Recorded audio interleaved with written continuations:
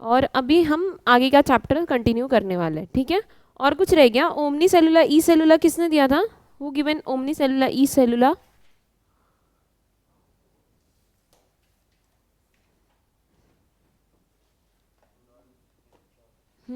Rudolph. Okay, what is mean by omni cellula e cellula? एक scientist है जिसने cell theory दिया। Cell theory देने वाले दो साइंटिस्ट हैं, Schleiden and Schwann. Schleiden is botanist and Schwann is zoologist. और इन दोनों ने मिलके एक थ्योरी दी। बोटानिस्ट था तो उसने प्लांट सेल देखा, ये जूओलॉजिस्ट था तो इसलिए उसने एनिमल सेल देखा। दोनों ने मिलके एक थ्योरी दी जिसमें इन्होंने बोला all living organisms are composed of product of cells. मतलब प्रोडक्ट, सेल के प्रोडक्ट से हम बने। ओके, सेल डिवाइड होता है, रिडिवाइड होता है और पूरा ऑर्गेनिज्म फॉर्म करता है। क्लियर? उसके बाद एक दूसरा साइंट, but they fail to explain how cell forms. ठीक है, they fail to explain how cell forms. That's why there are one scientist known as Rudolf Virchow, who given a theory called as omnicellular e-cellular, means all living organism is composed of product of cells and the cell is from the pre-existing cells। मतलब जो cell बनता है वो पहले से बने हुए cell से बनता है। समझ में आया? इतने में कोई डाउट है? ठीक है, चलो अब हम थोड़े एनसीईआरटी के हाइलाइट्स देख लेते हैं ताकि तुम्हारा रिवीजन हो जाए। Okay, single cell organisms is called as unicellular. जिसके पास बहुत सारे सेल्स होंगे लाइक अस इज मल्टीसेलुलर। ठीक है, देन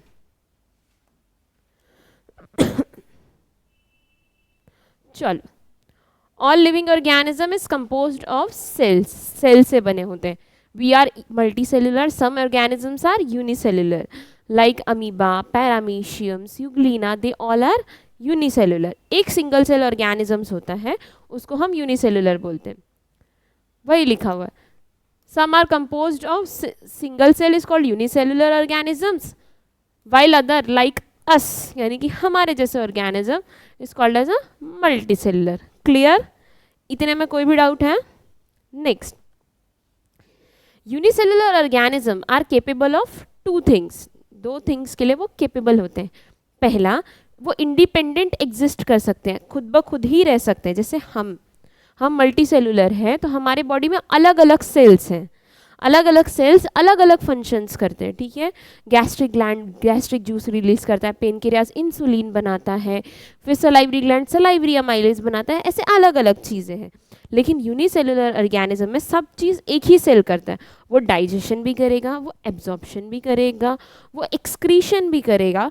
वही सेम सेल उसे लोकोमोशन में हेल्प करेगा। सब चीज़ एक ही सेल में होता है। ठीक है, तो वो इंडिपेंडेंटली अकेला रह सकता है, उसको किसी और सेल की ज़रूरत नहीं है।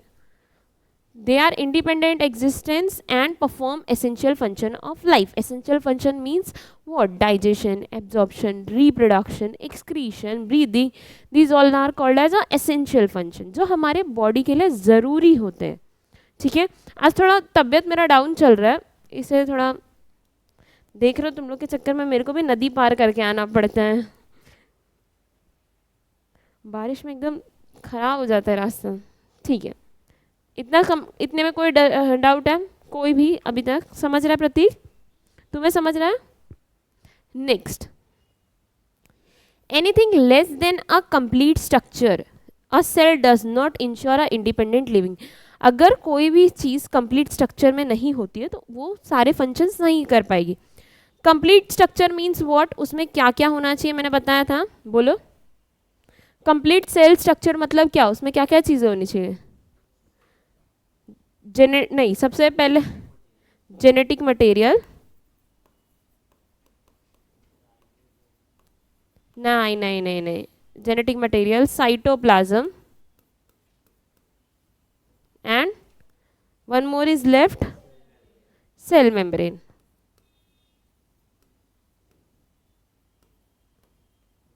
अगर ये तीनों चीज़ें किसी के पास होती है तो वो कंप्लीट सेल बोलते हैं उसको। समझ में आया? सेल मेम्ब्रेन जो आउटर मोस्ट लेयर होती है, साइटोप्लाज्म जो सेल के अंदर लिक्विड होता है उसको हम साइटोप्लाज्म बोलते हैं, और जेनेटिक मटेरियल डीएनए हो गया, आरएनए हो गया। समझ में आया? Next, cell is fundamental structural and functional unit of living organisms. जो लिविंग ऑर्गेनिज्म होते हैं वो किससे बने होते हैं? सेल से बने होते हैं। हमारा क्या फंक्शन होगा वो सेल्स पे डिसाइड होता है। हमारा स्ट्रक्चर कैसा होगा वो हमारे सेल्स पे डिसाइड होता है। समझ में आया? यूग्लिना जैसे कि ऐसा अमीबा ऐसा दिखता है क्योंकि उसका सेल ऐसा है। समझ में आया? हम ऐसे दिखते क्योंकि हमारे बॉडी में उस टाइप के सेल्स है। ठीक है, अभी देखो, Antonie van Leeuwenhoek first saw and describe the live cell. जो जिंदा सेल थे वो सबसे पहले एंटोन वॉन लीवनहुक ने देखे। कौन कौन से सेल्स देखे थे उसने? लाइव सेल में कौन कौन से थे? एग्जाम्पल्स देख सकते हो बुक में, तुम लोग देख के बोल सकते हो क्योंकि तुम्हारा रिवीजन होगा, इसलिए बोलो कौन कौन से सेल थे जो उसने देखे थे? नर्व्स नहीं, स्पर्म सेल। स्पर्म सेल था, bacterial cells, very good, RBC. ठीक है, उसने अपना ही खून देखा, अपना ही स्पर्म देखा इलेक्ट्रॉन माइक्रोस्कोप के अंदर। समझ में आया? क्योंकि डिस्कवरी हो चुकी थी इलेक्ट्रॉन माइक्रोस्कोप की, हमें आंखों से नहीं दिखता है। मैंने बताया था ना, अगर तुम्हारा ब्लड बाहर आएगा तो तुमको पता चलेगा आरबीसी है, वाटर है कि क्या है? नहीं ना, तो वो इलेक्ट्रॉन माइक्रोस्कोप में देखना पड़ता है, तो हमें आरबीसीज दिखते हैं। उसके बाद एक साइंटिस्ट आए, रॉबर्ट ब्राउन, विच डिस्कवर न्यूक्लियस। न्यूक्लियस क्या है? एसिडिक इन नेचर है। ठीक है, ये सारी चीज़ें हम पढ़ चुके हैं। नेक्स्ट, ये सब क्या हुआ? The invention of microscope and the improvement of leading to the electron microscope. Okay, ठीक है, इलेक्ट्रॉन माइक्रोस्कोप आया, इस वजह से हमें डिटेल में इसके अंदर की सारी चीज़ें पता चली। क्लियर? कोई डाउट है? चलो, ये रिवीजन है, अब तुम्हें आंसर देना है। देखो, 1838 में एक साइंटिस्ट आए, स्क्लेडन, जो क्या है? German botanist. जहाँ पे बोटानिस्ट लिखा है ना वहाँ पे जर्मन लिख लो, जर्मन बोटानिस्ट। और वो जो है स्क्लेडन इज ब्रिटिश जूलॉजिस्ट, क्योंकि कभी कभी ये पूछ सकता है। आजकल पेपर इतना टफ हो गया है तो कुछ भी पूछ सकता है। जर्मन बोटानिस्ट, और वो थे शॉन इज, अच्छा ये ब्रिटिश और जर्मन, नहीं वो भी जर्मन ही था, जर्मन जूलॉजिस्ट। मेरे को लगा ब्रिटिश है। ओ, मेरे एनसीईआरटी में written as British zoologist, new NCERT is German zoologist, तो करेक्ट कर लो। दोनों जर्मन थे। ठीक है, नेक्स्ट, उसने क्या एग्जामिन किया? Large number of plant cell. ठीक है, उसने और बताया कि कंपोज होते हैं different kind of cells which forms a tissue. ठीक है, उसने क्या देखा? बोटानिस्ट है तो प्लांट सेल देखेगा। क्लियर? इतने में कोई डाउट है? शॉन 1838 में ये जूलॉजिस्ट था जिसने different type of animal cells देखे। ठीक है, और outer layer is today known as a plasma membrane. Outer plant cell के outer most layer is called as a plasma membrane. Plant में सेल वॉल होता है, सेल वॉल के अंदर होती है प्लाज्मा मेम्ब्रेन। मैंने बताया था प्लाज्मा मेम्ब्रेन कैसी होती है, the structure of plasma membrane कैसा होता है? वो पता है, वो हेड्स, वो टेल, वो दो लेयर, क्या बोलते हैं उसको? बोलते क्या है उसको? लिपिड बाई लेयर, क्या बोलते हैं?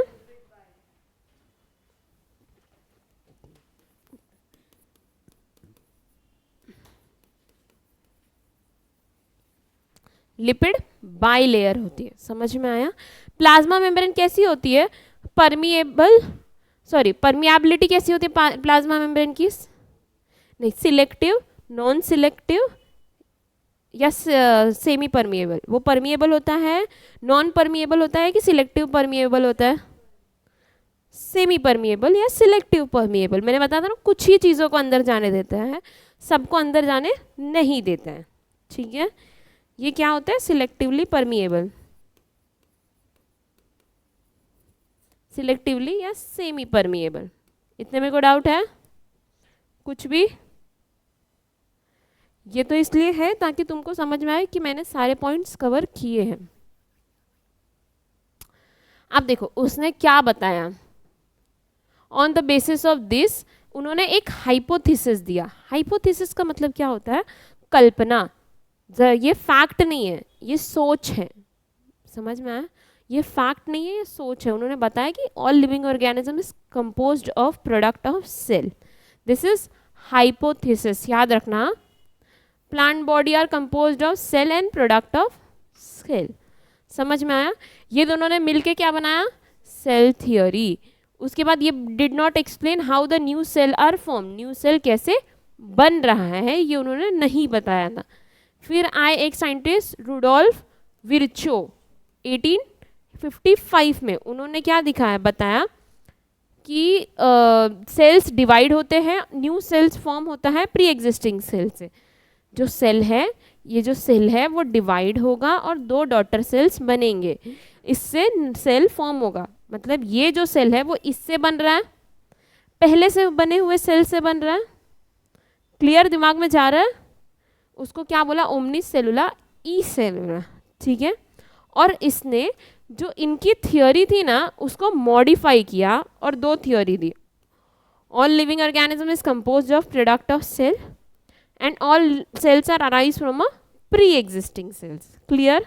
इतने में कोई डाउट है? चलो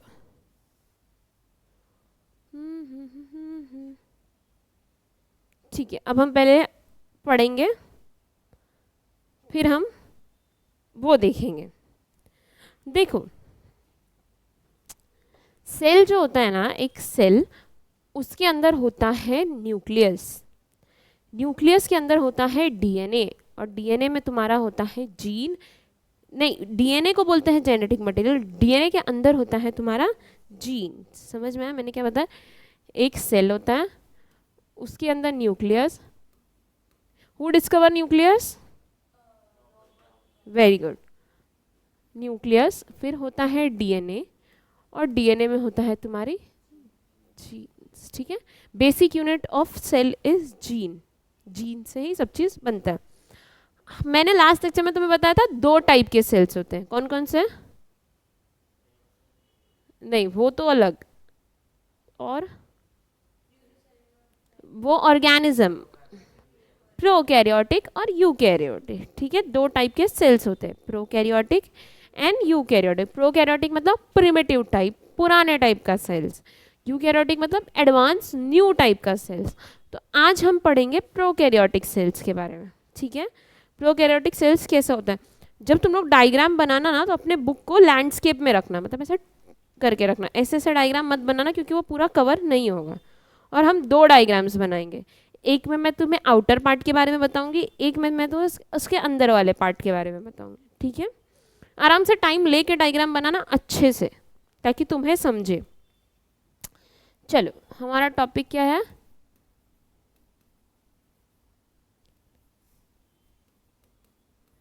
prokaryotic cells. प्रोकैर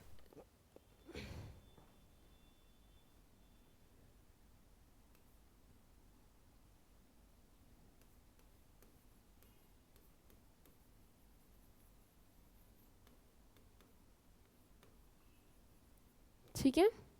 prokaryotic cells, pro का मतलब क्या होता है? प्रिमिटिव। इसका मतलब क्या होता है? प्रिमिटिव।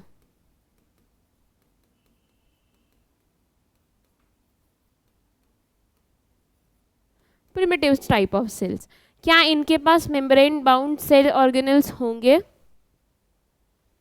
बोलो, होंगे कि नहीं होंगे? अरे बोलो, इतना क्या? नहीं होंगे। क्यों नहीं होंगे? क्योंकि ये पुराने टाइप के हैं।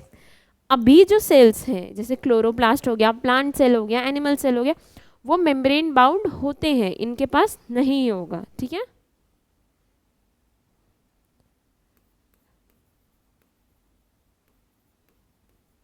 मेम्ब्रेन बाउंड ऑर्गेनेल्स, ऑर्गेनेल्स मतलब जो सेल के अंदर होता है उसको हम ऑर्गेनेल्स बोलते हैं। समझ में आया?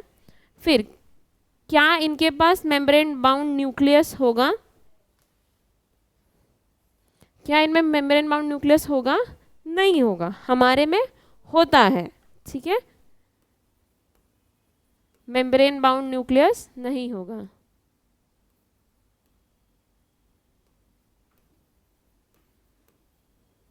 ठीक है, इतना क्लियर? इतने में कोई डाउट है? प्रोकैरियोटिक्स में कुछ के पास सेल वॉल होता है, कुछ के पास सेल नहीं। प्रोकैरियोटिक हैव सेल वॉल, इनमें क्या होगा? सेल वॉल होगा। ठीक है, तुमको पता है मैंने बैक्टीरियाज बताया था, बैक्टीरिया में cell wall is made up of peptidoglycan, pseudopeptidoglycan, बराबर। तो वो क्या था? उनका सेल वॉल था। ठीक है, इतना क्लियर? इतने में कोई डाउट है? चलो अब हम बनाते हैं cell.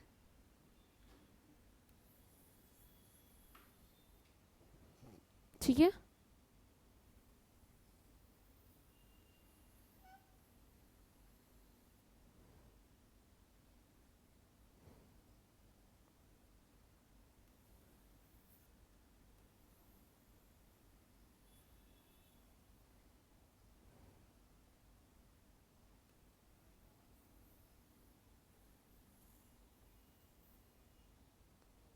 Clear?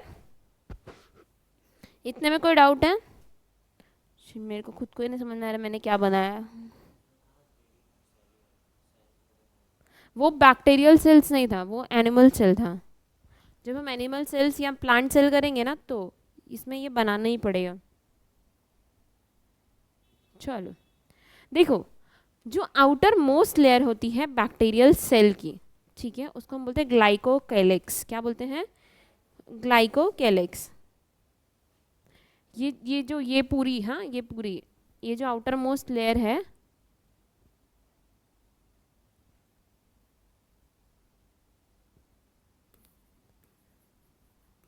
Outer most layer है, ओके, इसको हम क्या बोलेंगे? ग्लाइको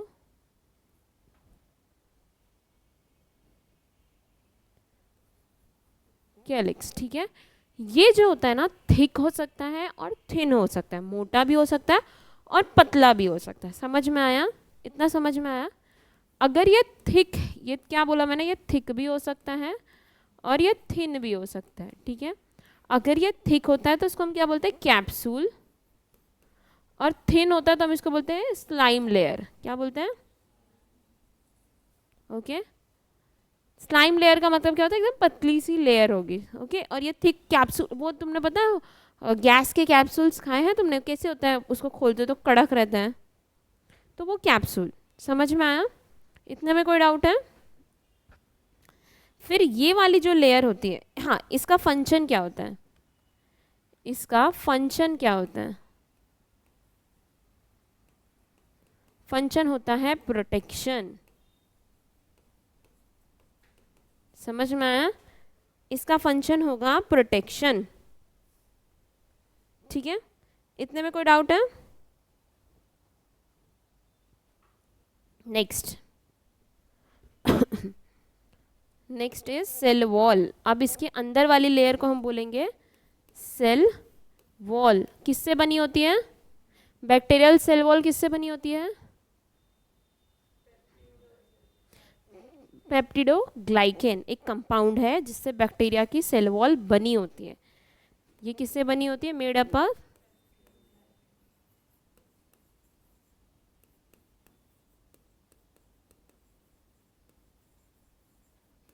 ठीक है, पेप्टिडोग्लाइकेन। पेप्टिडोग्लाइकेन क्या है? हेटेरोपॉलीसेकेराइड है।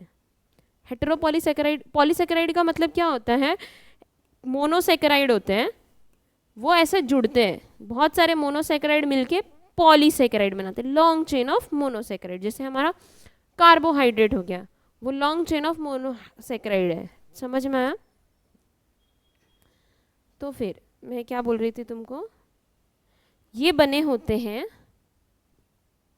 नैग और नैम से। क्या बोला मैंने? नैग और नैम से। ये दो कंपाउंड है जिनसे मिलके ये लेयर बनती है। समझ में आया? इतना समझ में आया? इतने में कोई डाउट है? जैसे हमारी बॉडी में देखो, हमारी बॉडी में कार्बोहाइड्रेट कैसे बनता है, ग्लूकोज ग्लूकोज ग्लूकोज ग्लूकोज ऐसे कंबाइन होते जाता है, जुड़ते जाता है जुड़ते जाता है जुड़ते जाता है, एक चेन बनाता है। अभी तुम केमिस्ट्री में पढ़ोगे सर, कार्बन कार्बन, तुमने 9th-10th में ऐसा पढ़ा होगा, ऐसा होता है। तो ये क्या होता है, लॉन्ग चेन हो जाता है। समझ में आया? इतना समझ में आया? इतने में कोई डाउट है? ये क्या है, हेटेरो पॉली सेकेराइड, जो किससे बना होता है, नैग प्लस नैम से। अब देखो इनके बीच में जो लिंकेज होता है, दोनों के बीच में, ये नैग है, सॉरी एन जी नैग है और ये नैम है, ठीक है। ये दोनों जो जुड़ा होता है, इस लिंकेज को हम बोलते हैं ग्लाइकोसिडिक लिंकेज। क्या बोलते हैं, ग्लाइकोसिडिक। समझ में आ रहा है? ऊपर से जा रहा है क्या कुछ? पक्का तुम लोग को समझ में आ रहा है? नहीं समझ में आ रहा तो मैं वापस समझाऊँ? नहीं समझ में आ रहा है? ठीक है, इनके बीच का जो लिंकेज होता है,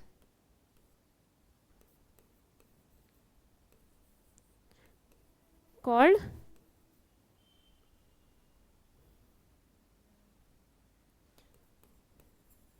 ग्लाइकोसिडिक लिंकेज। मैं ये फुल फॉर्म बताती हूँ अभी, नैग का मतलब क्या होता है, नाम का मतलब क्या होता है, ठीक है। अभी ये समझो, ग्लाइकोसिडिक, एक नैग है एक नैम है, दोनों के बीच में लिंकेज है, उसको हम क्या बोलते हैं, ग्लाइकोसिडिक लिंकेज। एक मैंने बताया था एंटीबैक्टीरियल एंजाइम है, उसका नाम क्या था, देख सकते हो तुम लोग बुक में, कोई दिए नहीं है, आराम से देखो, बस आंसर दो। तुम आंसर दोगे ना तो तुम्हें ना याद रहेगा। समझ में आया? मैंने डाइजेशन वाले चैप्टर में पढ़ाया था कि एक एंजाइम है जिसको हम एंटीबैक्टीरियल एंजाइम बोलते हैं।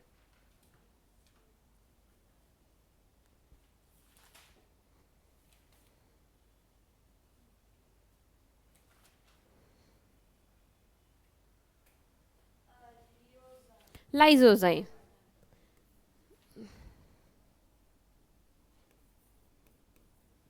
ठीक है, ये ब्रेक डाउन होता है।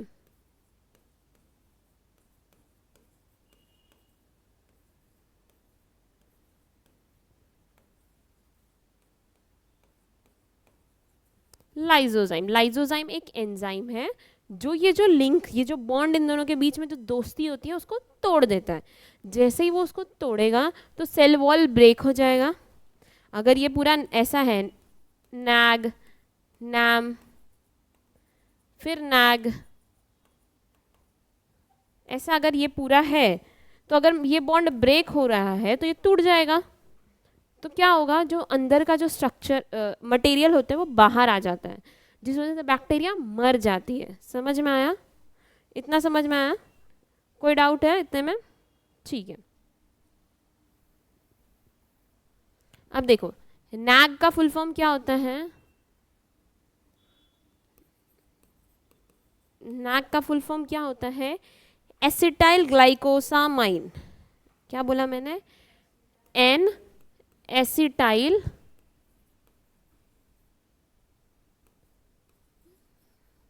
ग्लाइकोसा माइन, ठीक है, एन एसिटाइल ग्लाइकोसामाइन।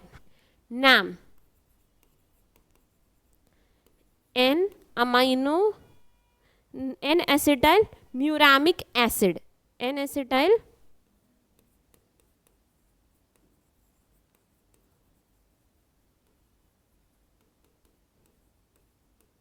इतने में कोई डाउट है? इतने में कोई डाउट है? देखो हमने क्या क्या पढ़ा, outer most layer is glycoside, glycocalyx, glycocalyx जो होता है वो थिक भी हो सकता है, मोटा भी हो सकता है और पतला भी हो सकता है। अलग अलग टाइप के बैक्टीरिया में ये वेरी करता है। अगर वो थिन है तो उसको हम कैप्सूल बोलेंगे, सॉरी थिक है तो, मोटा है तो कैप्सूल बोलेंगे, थिन है तो हम स्लाइम लेयर बोलेंगे, ठीक है। इसका फंक्शन क्या है, प्रोटेक्शन, बाहर से प्रोटेक्ट करता है। फिर मैंने क्या बोला, ग्लाइकोकेलिक्स के अंदर आएगा सेल वॉल। सेल वॉल किससे बना होता है, पेप्टिडोग्लाइकेन।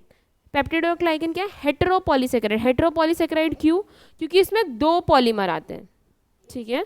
दो पॉलीमर, सेम पॉलीमर होता तो मोनोपॉलीसेकेराइड, लेकिन अलग अलग पॉलीमर है, इसे हेटेरोपॉलीसेकेराइड। समझ में आया? इतने में कोई डाउट है? उनके बीच में जो लिंकेज होता है उसको हम बोलते हैं ग्लाइकोसिडिक लिंकेज, जो ब्रेक डाउन होता है बाय लाइसोजाइम एंजाइम। इतने में कोई भी डाउट है? कोई भी? क्लियर? चलो, अब ये सॉरी फंक्शन रह गया ना इसका। अब इसका फंक्शन क्या है? ठीक है, फंक्शन क्या है? नहीं नहीं, ये तो इसका हो गया लाइसोजाइम का, ऑफ सेल वॉल। नहीं, ये देगा तुम्हें स्ट्रक्चर, तुम्हारा सेल कैसा दिख रहा है वो स्ट्रक्चर देता है। Clear? Give structure and strength.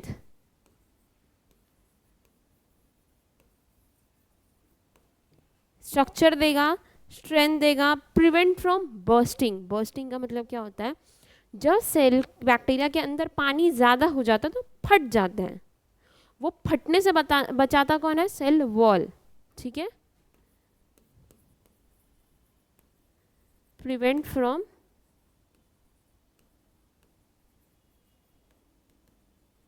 Bursting. इतने में कोई डाउट है? मैंने लिख दिया divide structure and mechanical strength, strength देता है और प्रोटेक्शन, दैट्स इट।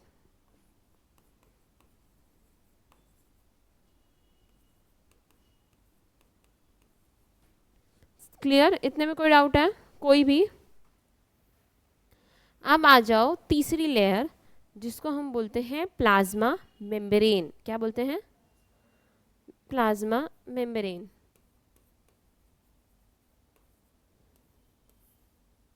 नंबर डाल दीजिए ना, तो फिर कंफ्यूजन हो जाएगा कि हमने क्या क्या पढ़ा।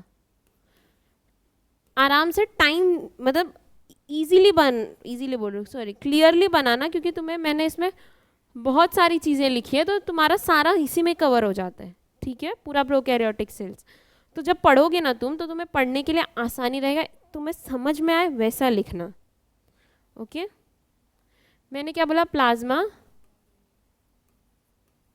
देखो, इसकी जो प्लाज्मा मेम्ब्रेन होती है ना, वो सेम होती है यूकैरियोट्स की जैसे। मतलब कैसी होगी? यूकैरियोट में किस टाइप की प्लाज्मा मेम्ब्रेन होती है?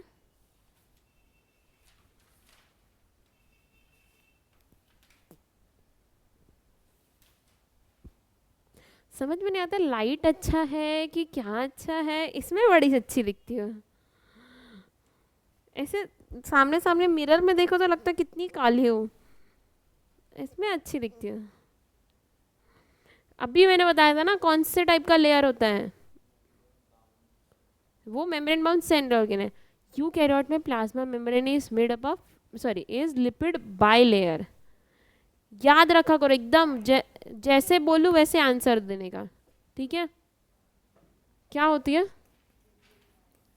सेम एज यूकैरियोट, मतलब लिपिड बाइलेयर होगी। बाइलेयर होने का मतलब क्या होता है? दो लेयर्स होती है।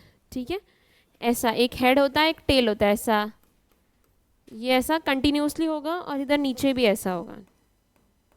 ठीक है, इससे जो लेयर बनेगी उसको हम प्लाज्मा मेम्ब्रेन बोलेंगे। ओके, और ये कैसी परमियाबिलिटी कैसी होगी इसकी? Semi premium. इतने में अभी तक आपको कोई भी डाउट आया है? इतने में कोई भी डाउट है अभी तक? ठीक है, तो चलो, अब ये हो गया आउटर मोस्ट पार्ट। अब हम इसके अंदर जाएंगे, उससे पहले हम बाहर की कुछ और चीज़ें पढ़ेंगे। जैसे बैक्टीरियाज में लोकोमोशन के लिए कुछ चीज़ें होती है, जिसको पिलाए, फिम्ब्रिए और फ्लैजिला बोलते हैं। समझ में आया? पिलाए, फिम्ब्रिए और फ्लैजिला। ओ सॉरी, इनफोल्डिंग रह गया ना, इनफोल्डिंग बताती हूँ। देखो, तुमको क्या दिख रहा है इसके अंदर? अब आ जाएगा साइटोप्लाज्म। ठीक है, साइटोप्लाज्म आएगा, लेकिन तुम्हें दिख रहा है ये यहाँ पे ऐसा फोल्डिंग्स है, मैंने फोल्ड्स बनाए हैं। ये फोल्डिंग्स जो होते हैं प्लाज्मा मेम्ब्रेन के, इसको हम बोलते हैं मीजोजोम। ठीक है, ये जो फोल्डिंग है, folding of plasma membrane,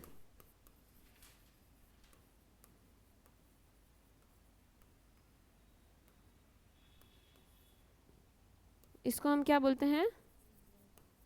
mesosome. ठीक है, ये जो मीजोजोम्स होते हैं ना, वो आगे जाके वैक्यूल बनाते हैं, लैमिले बनाते हैं। समझ में आया? तो और जो आगे जाके स्टोरेज और बाकी सारी चीज़ें का काम करता है, बायंसी प्रोवाइड करता है। बायंसी का मतलब क्या होता है? गैस वैक्यूल्स बनाते हैं। बायंसी का मतलब क्या होता है कि पानी है, पानी में तुम मग मग डालो, ठीक है, तुम कोई भी चीज़ डालते हो तो कुछ समय के बाद ऊपर आती है, अगर वो फ्लोट है लेस डेंसिटी होगी तो। जैसे मग डालोगे तुम तो तुम दबाते हो तो वो नीचे जाती है, तुम छोड़ देते हो तो वो ऊपर आती है, बराबर। तो क्या होता है, ये जो पानी का सरफेस होता है ना, इसमें तुम ऊपर से एक फोर्स लगाते हो तो ये चीज़ अंदर जाती है। तो पानी इस पे ऐसा डायरेक्शन में फोर्स लगाता है, इसको हम, हाँ, बायंसी फोर्स बोलते हैं, फोर्स ऑफ बायंसी बोलते हैं। ठीक है, समझ में आया?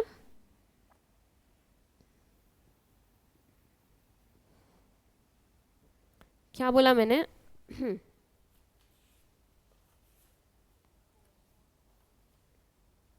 ये आगे जाके बनाएंगे वेसिकल्स, मीजोजोम फॉर्म करेगा तीन चीजें, वेसिकल्स,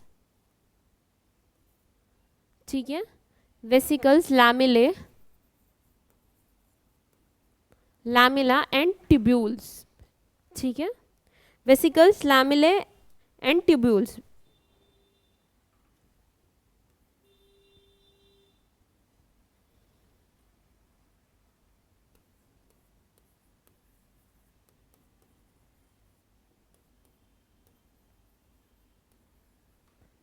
ट्यूब्यूल्स, TUBULES।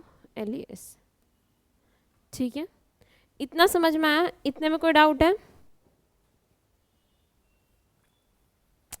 उसके बाद ओके, इसका फंक्शन, हाँ, vesicles, tubules, gas vacuole, okay, इनका फंक्शन क्या होगा? अरे, ये रफ हो गया।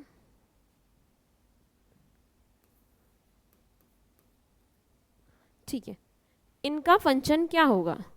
जो सेल इनफोल्डिंग है जिसको मीजोजोम बोलते हैं, हाँ मीजोजोम नहीं, सॉरी, एक मिनट, हाँ,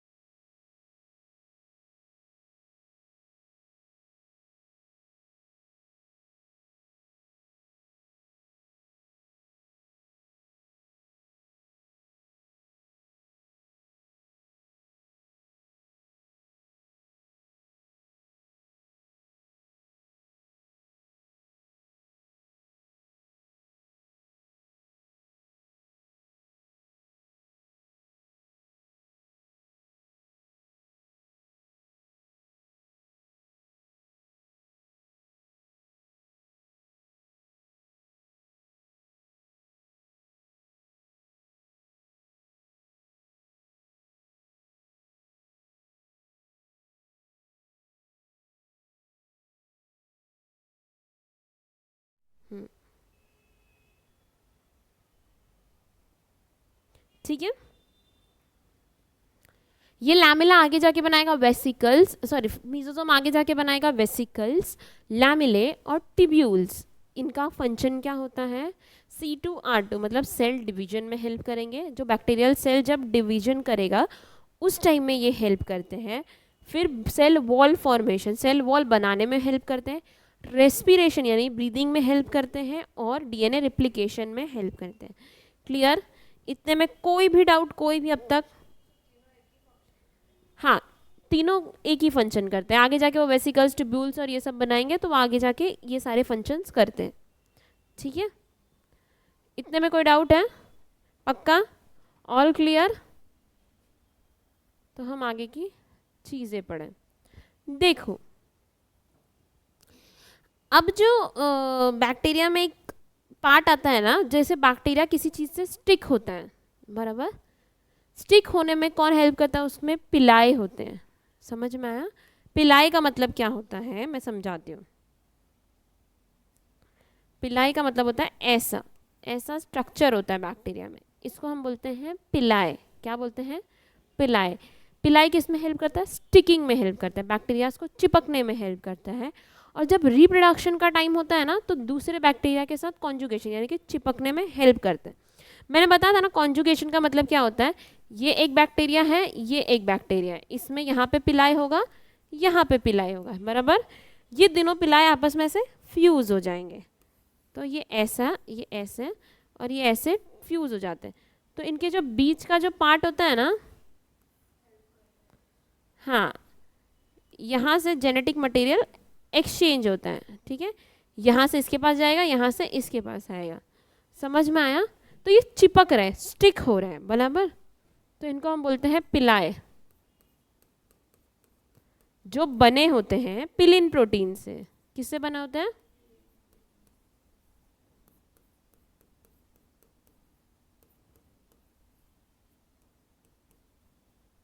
पिलिन प्रोटीन से। ये दिख रहा है ब्लू कलर? ब्लू कलर दिख रहा है क्या? मैंने क्या बताया? ये बने होते हैं पिलिन प्रोटीन से और इनका काम क्या होता है? स्टिकिंग।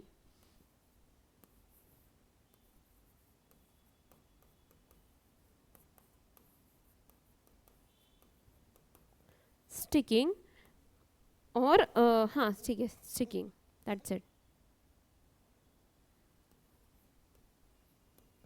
इतने में कोई डाउट है?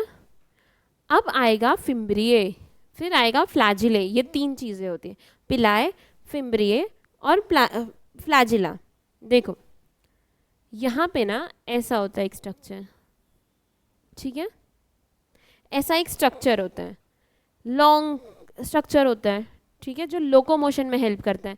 वो आगे आगे तुमने वीडियोस में देखोगे वो स्पर्म कैसे मूव करते हैं, हेड होता है और नीचे टेल होता है, तो टेल के थ्रू वो मूव करते हैं। ठीक है, इसको हम बोलते हैं फ्लैजिला।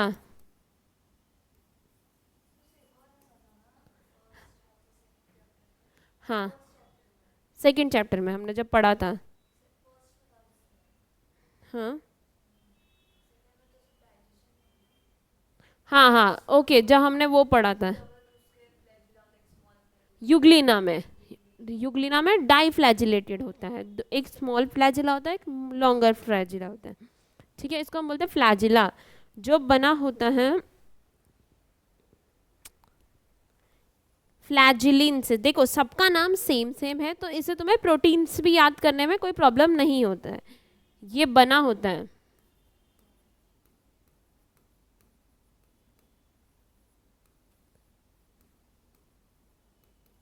फ्लैजिलिन प्रोटीन से। ठीक है, किससे बना होता है? फ्लैजिलिन प्रोटीन से। और इसका फंक्शन क्या होता है? लोकोमोशन। ठीक है, लोकोमोशन। अब देखो अगर मैं अगर मैं फ्लैजिला के स्ट्रक्चर को बड़ा करके देखूं, जूम करके देखूं, तो वो कैसा दिखेगा? इसमें तीन पार्ट होते हैं, ऐसा, रुको थोड़ा और अच्छा बनाते हो तो तुमको समझेगा, ऐसा। ठीक है, तीन पार्ट होते हैं, इसको हम बोलते हैं बेसल बॉडी। थोड़ा बोरिंग हो रहा है क्या? इसको हम बोलेंगे हुक और इसको हम बोलेंगे टेल। 3 चीज़ें होती, हुक जैसा दिख रहा है इससे हम इसको हुक बोलते हैं। बोर हो रहा है क्या थोड़ा? ठीक है, बोर हो रहा है क्योंकि इसमें सब यही है इसलिए ऐसा हो रहा है। ठीक है, इतने में कोई डाउट है? आप आ जाओ। मुझे और लिखना है लेकिन मेरे पास जगह नहीं है। तुम लोग कैसे लिखोगे बुक में? चलो यहीं पे लिखते हूँ।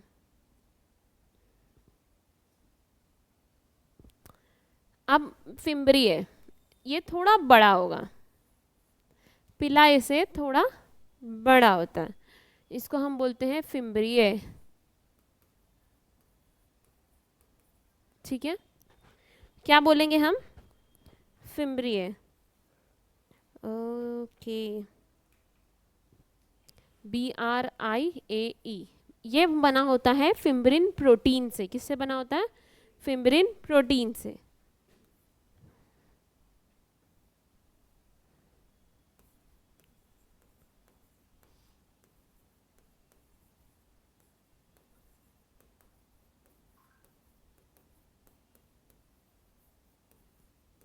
जानवी तुम्हें समझ में आ रहा है? प्रतीक तुम्हें समझ में आ रहा है? पक्का?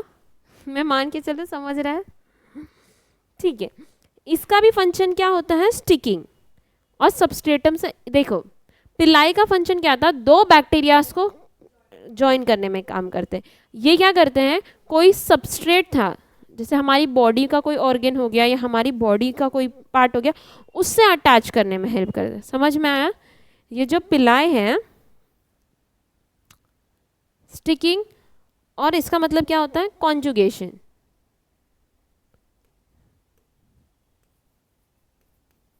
रिप्रोडक्शन नहीं, रिप्रोडक्शन नहीं, कॉन्जुगेशन।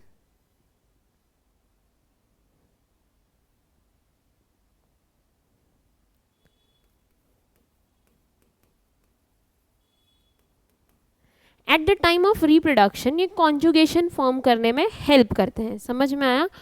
और फिम्बरिए ये क्या करते हैं? स्टिकिंग इनका फंक्शन होता है, लेकिन ये अटैच कर सबस्ट्रेटम से अटैच होने में हेल्प करते हैं। समझ में आया? ये क्या, इसका फंक्शन क्या होता है?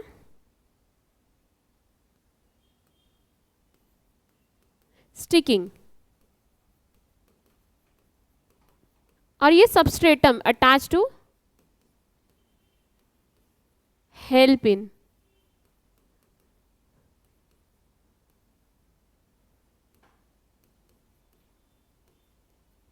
चलो, यहाँ पे हमारा आउटर स्ट्रक्चर जो भी होता है बैक्टीरिया का, वो सबका सब खत्म। नहीं दिख रहा है ना?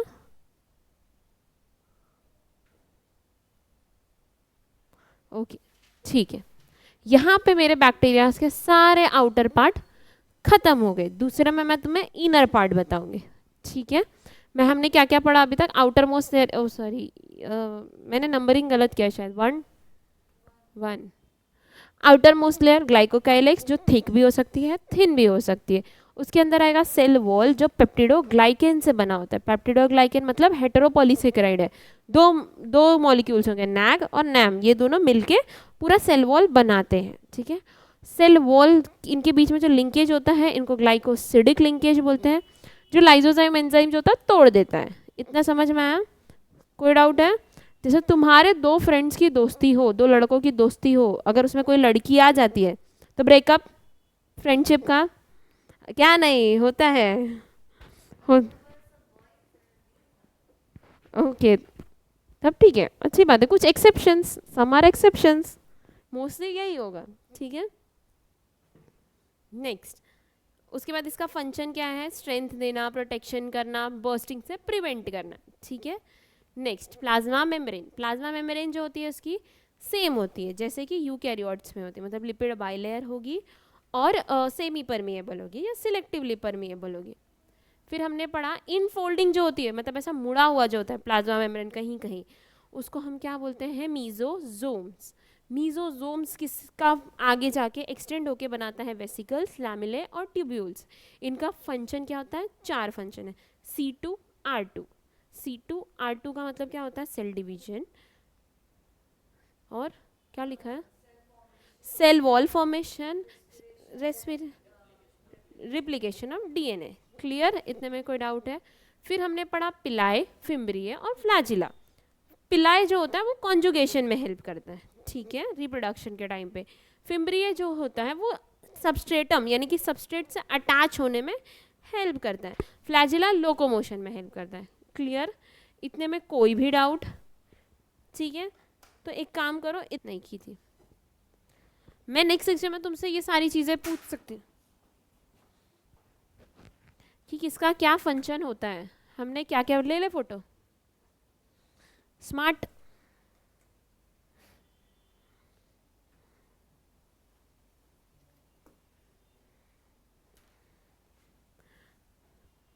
दिख रहा है क्या? क्लियर आ रहा है इमेज? नहीं आ रहा तो मैं बड़ा करूँ?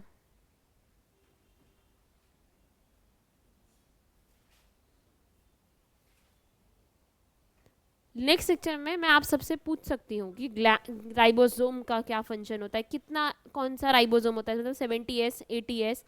प्लाज्मिड क्या होता है? डबल स्टैंडर्ड होता है, सिंगल स्टैंडर्ड होता है।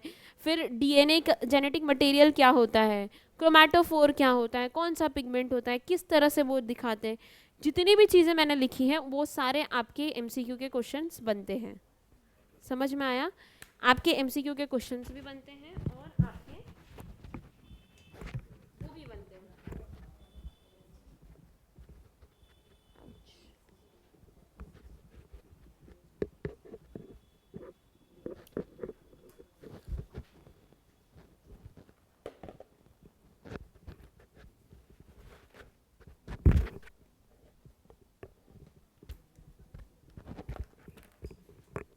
ये माइक है ना चालू ही?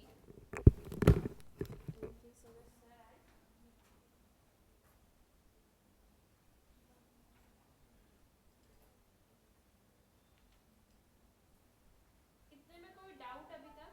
अभी तक हमने जितने भी चीज़ें पढ़ी है,